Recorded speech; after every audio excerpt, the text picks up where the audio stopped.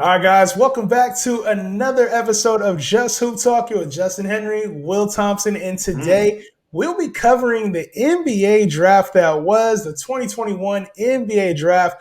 We saw some guys go where they were supposed to, and some guys slip a little bit. So we're going to be covering everything NBA draft related, and also talk about some big winners and some losers from the draft. But before we continue, make sure you subscribe to the channel, Just Hoop Talk, providing draft coverage, free agency coverage, off-season rumors, and everything, you name it. Home to some great shows, including the Box Out, Hoop Mentality, and everything else you Yeah, need this off-season. So, Will, let's talk a little bit about just the draft in general. What was your initial feedback, just overall, about this draft? yeah. I mean, overall, kind of like we were talking about our draft, our mock draft predictions held true at the top, and then just completely fell apart Happens. afterwards. Yeah, that's pretty typical though. No surprise there. Definitely some surprise picks a little later on. Some players moved up, some players moved down. Only time will really tell with these guys, if teams did a good job, their scouting departments worked out.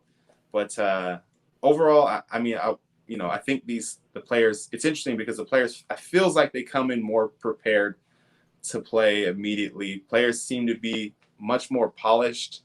Yes. I thought that was interesting. I watched a lot of the players' interviews after they got drafted, some interviews leading up to the draft, and players are really well coached nowadays, man. Yeah. Like whether it's like they got PR people or people in their ear from a young age, like these guys are doing great interviews. I thought Cade Cunningham really stood out, and Jalen Green as well, like really charismatic, really well spoken. It's just interesting that like guys are coming in league ready. They're getting prepared, obviously years in advance, and they're coming in ready to do the interviews, ready to play on the court. Like it's kind of Yep. crazy to see, man. It's The just social interesting. media generation, man, they've Yeah, always got a camera in front of them, so they know yeah, how to be. Obviously, they were all swagged up. We saw Kaminga with the bright suit on, and oh, and I mean, yeah, obviously, in front of the camera, they all handle themselves very well as well. yeah, So it's good to see that the trend is that these guys are coming in league ready, not yeah, just when it comes to handle, not just when it comes to the shot, not but also with the right, camera and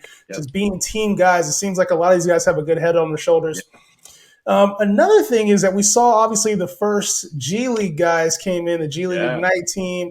Obviously, we saw them get filtered in. We saw, I think Dacian Nix didn't get drafted, but we saw Isaiah Tago, top of the second round. We saw yep, Jalen Green go number 2. Kaminga slid a little bit to number 7.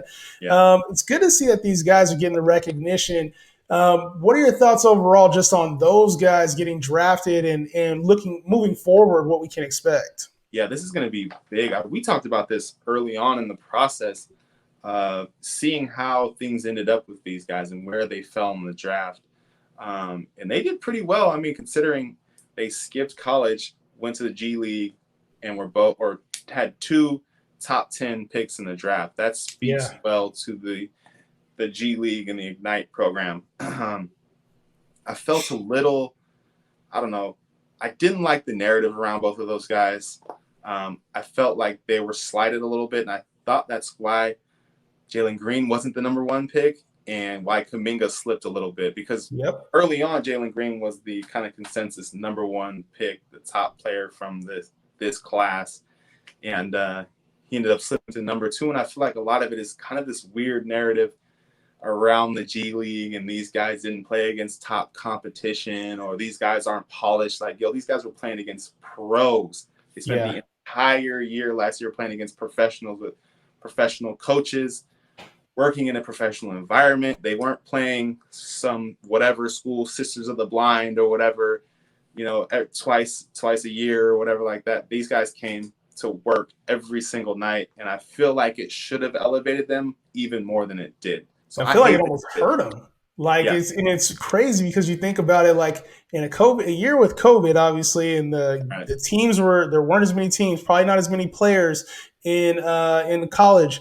The Yeah, games were a little bit more sporadic. March Madness wasn't like a yeah, whole bunch of the college atmosphere, and you're playing against, like, if you're the top college guy, you're playing against guys who will never play in the league, have no right. chance of playing in the league, probably on the college team just because they were having to be good at school and good on their high Yeah, school team, but like not even as talented as the last man on the roster in the G League. Like right.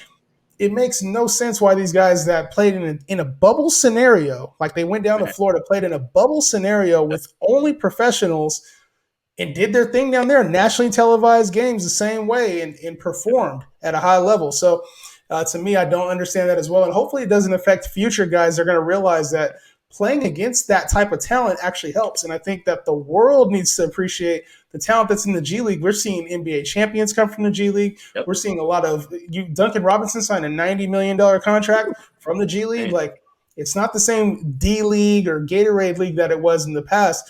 It's a legit form of farm system for these guys to really develop and hone their skills. So hopefully moving forward, we'll see that kind of balance out. And, we talked a little bit about the college guys too, and they made their mark in the draft, man. We saw Cade Cunningham going number one. Do you think he yep. was deserving of that number one spot? And what are your thoughts on him going to Detroit? Yeah, I think he's the safer pick. I don't know that. It's tough because we just got done talking about the G League players and what they went through.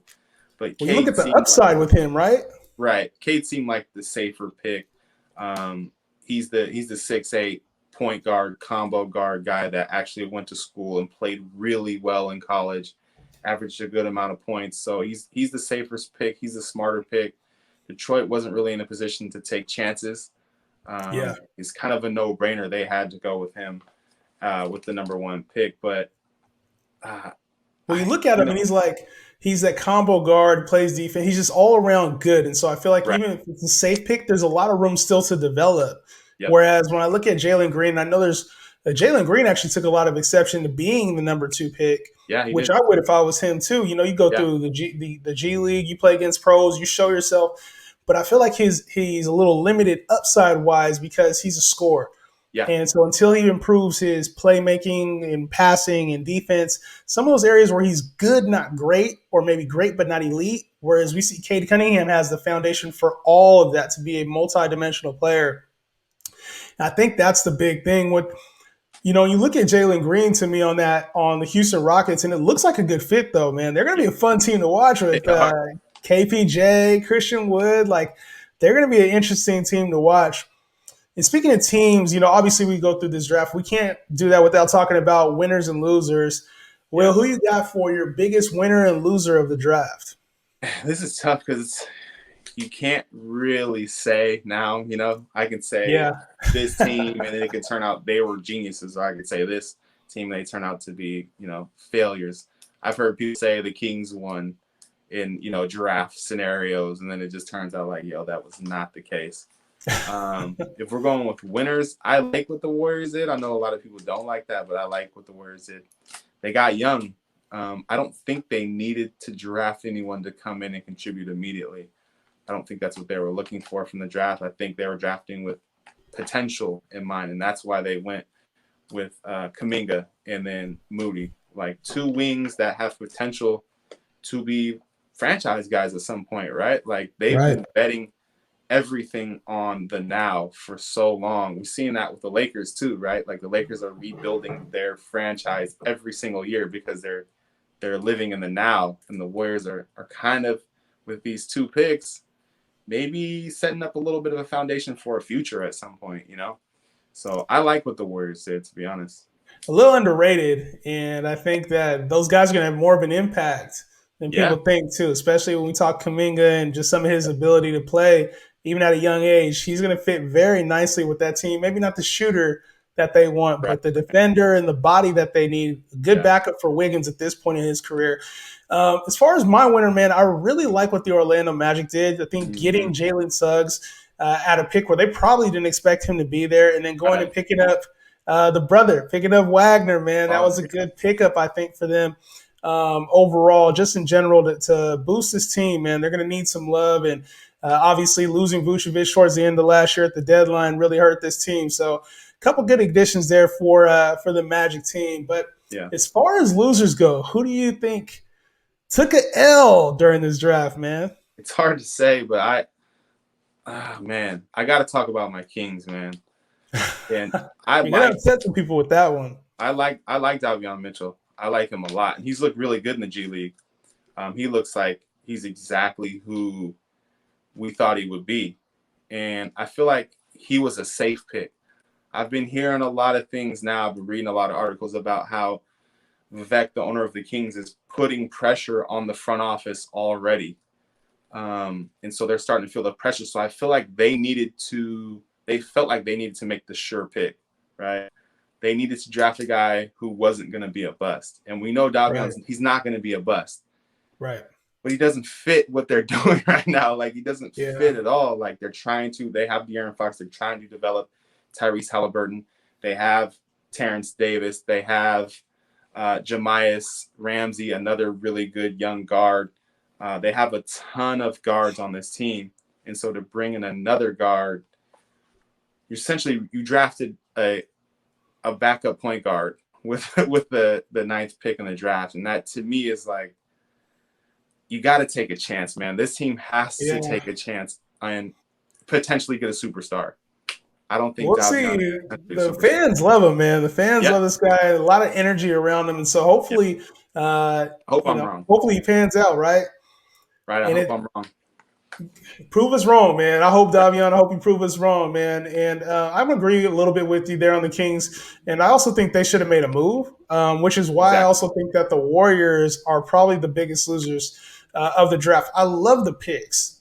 Don't get me wrong. I love the picks. Getting Kuminga at 7, that's a steal, right? But when you're talking about being able to make that move to get a championship piece, like the Warriors are obviously, Curry, Clay, Dre, they're all coming to the back end of their career. And when you got a 7 and 14, a way to either move up and get a franchise player or get a player, you know what I mean? Like, if you can go trade and get a Ben Simmons, you go trade and get a Damian Lillard, like some of the names that they were talking about getting, and to come out with nothing. Yeah. It kind of hurt, man, to see that. So I think that they got good talent and they're set up for future success, which is fine. But this team that's looking to capitalize on getting a championship in a tough NBA landscape right now with all these big threes out there, I think the Warriors could capitalize a little bit harder. So anyway, let us know your guys' thoughts in the comments. Who is your biggest draft winner? Who is the loser? Share with us in the comments. And if we miss anything on the draft that you guys want to talk about, let us know in the comments. Will, you got any parting thoughts on this NBA draft, my man? Well, we'll be able to look back on this one day and see if we were dead wrong or if we were spot on. There's no way to know until a few years out. But hopefully, man, we wish everybody the best. We wish everybody success. Well, hey, if you have our mock draft, we did one a couple weeks ago. Yeah. Let us know what you guys think about it. Where did we completely drop the ball? Where did we miss out? And where do we strike gold, man? Because I think there's going to be a lot of talent that we saw that maybe some of these teams didn't. So be sure you like, subscribe, share the channel. Just HoopTalk, another edition of the books. We're out. Peace.